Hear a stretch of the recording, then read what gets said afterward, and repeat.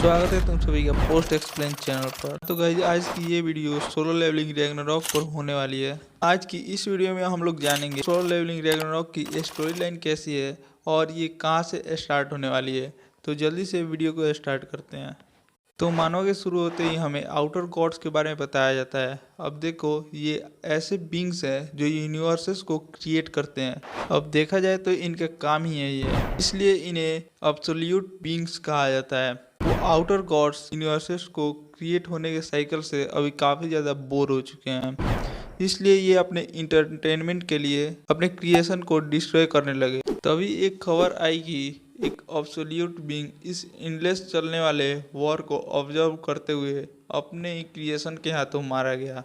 हाँ, ये वही सोलो लेवलिंग का गॉड है जिसकी स्टैचू उसी डंजन वाली टेम्पल में लगी थी जिसमें जिन्यू को उसका सिस्टम मिला था। अब इस इंसिडेंट के बाद सभी आउटर गॉड्स एक प्लेस पर गैदर हुए और इस वर्ल्ड को ऑब्जर्व करने लगे जिसका अब कोई ऑनर नहीं रहा। इन्होंने इस फैक्ट को पूरी तरह से इग्नोर कर दिया कि इनके ही कॉमरेड को इनके क्रिएशन ने ही मारा है और चल दिए उस पावर को लेने जिसका अब कोई ऑनर नहीं था। अब यहीं पर सीन शिफ्ट होता है और हमें संग जिनवू के बेटे संग सुहो को दिखाया जाता है जो हमारा मेन प्रोटैगनिस्ट है, जो अब कोरिया यूनिवर्सिटी ऑफ आर्ट्स में सिलेक्ट हो गया है। तभी हमें मालूम चलता है सुहो के पेरेंट्स मतलब जिनवू और चा हाई इन मिसिंग है। अब हमें 2 साल का टाइम स्किप दिखाया जाता है जहाँ सुहो कॉलेज जा रहा था। वहीं उस कॉलेज के पास एक डंजन गेट ओपन हुआ था। बेसिकली ये गेट डी रैंक का डंजन गेट था जिसे क्लियर करने के लिए कुछ हंटर्स इस डंजन में गए थे। तभी बताया जाता है आज से 3 साल पहले डंजन गेट्स ओपन होने लगे। हाँ, जैसा कि सोलो लेवलिंग में हुआ था और लोगों की भी पावर अवेकन होने लगी। अब ये अवेकन लोग गेट्स को सर्टेन टाइम के अंदर अगर क्लियर नहीं कर पाते हैं तो इनमें से मॉन्स्टर्स बाहर निकलकर सिटी पर अटैक कर देंगे।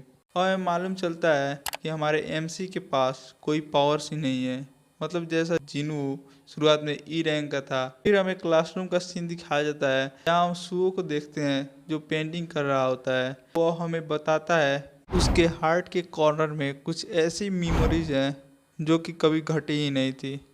मतलब हमें यहाँ मालूम चलता है कि सुहो को अपनी बचपन की कोई भी मेमोरीज याद नहीं है। वही हम इसकी ड्राइंग को देखते हैं जिसने एक ह्यूमन की तरह दिखने वाले एंट को बनाया होता है और ये एंट कोई और नहीं बल्कि बेरू है।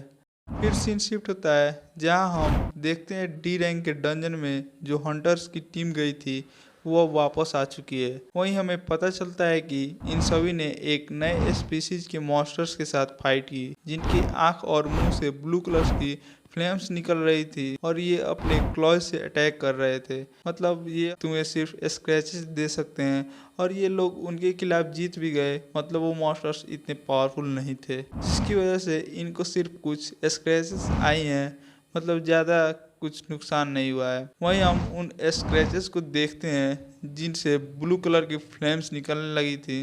अब इस सीरीज में भी जॉम्बी एपोकलिप्स वाली सिचुएशन होने वाली है। वहीं ये सारे हंटर्स अब जॉम्बीज में बदलने लगे हैं और सिविलियंस पर अटैक कर देते हैं। इसके बाद कुछ जॉम्बीज क्लासरूम में आकर स्टूडेंट्स पर भी अटैक कर देते हैं जिससे सारे स्टूडेंट्स यहाँ से पैनिक होकर भागने लगते हैं। वहीं सुओ भी भाग रहा होता है, तभी उसके सामने एक लड़की गिरी होती है जो इसे हेल्प के लिए बोल रही थी, लेकिन वो इसे ये कहकर आगे जाने लगता है कि मैं एक हंटर को बुलाकर ला रहा हूँ। लेकिन तभी वो अपने मन में सोचता है मैंने ये क्यों कहा, लेकिन आखिर एक अनअवेकेंड पर्सन कर भी क्या सकता है।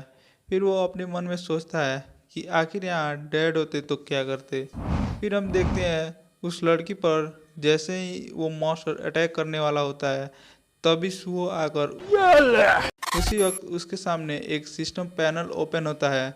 मतलब अब यहाँ भी लेवलिंग अप वाला खेल होने वाला है और इसके बाद उसके सामने एक क्वेस्ट आता है कि आपको यहाँ पर सारे के सारे बॉर्न मॉन्स्टर्स को मारना है। इसके बाद सुहो एक बॉर्न मॉन्स्टर को पंच मारता है जिससे कि वो एक ही पंच में ढेर हो जाता है और ये देखकर सुहो भी हैरान होता है और अपने मन में सोचता है क्या मैं भी अवेकन हो चुका हूँ। तभी इसके सामने एक डी रैंक का मॉन्स्टर अपीयर होता है जिसे सुहो आसानी से हरा देता है और वो जैसे ही आगे जाता है तभी उस पर एक सी रैंक का मॉन्स्टर अटैक कर देता है, जिससे सुओ फाइट करने की कोशिश तो करता है लेकिन काफ़ी बुरी तरह से इंजर्ड हो जाता है। तभी वहाँ पर एंट्री होती है बीरू की, जो उस मॉन्स्टर और उसके साथ जितने भी मॉन्स्टर्स होते हैं मतलब बॉर्न मॉन्स्टर्स, उन सभी को डिफीट कर देता है।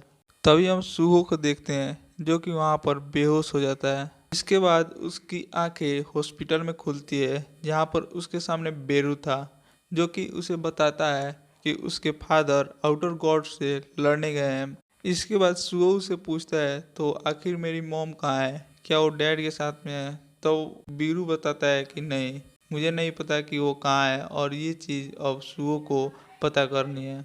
और देखो यहाँ पर बीरू का साइज इतना छोटा इसलिए हो गया है क्योंकि वो कई सारे डायमेंशंस को चीरते हुए यहाँ पर आया था। इसकी वजह से उसकी काफ़ी ज़्यादा पावर्स रिड्यूस हो चुकी हैं। तो अब आगे वो सुहो के साथ फाइट करेगा और मॉन्स्टर्स को एब्जॉर्ब करके अपने स्किल को या खुद को और भी ज़्यादा ताकतवर बनाएगा। तो इसी साथ आज की इस वीडियो को यहीं पर समाप्त करते हैं और मैं इस चैनल पर सोलो लेवलिंग रैग्नारॉक से रिलेटेड वीडियो अपलोड करने वाला हूँ।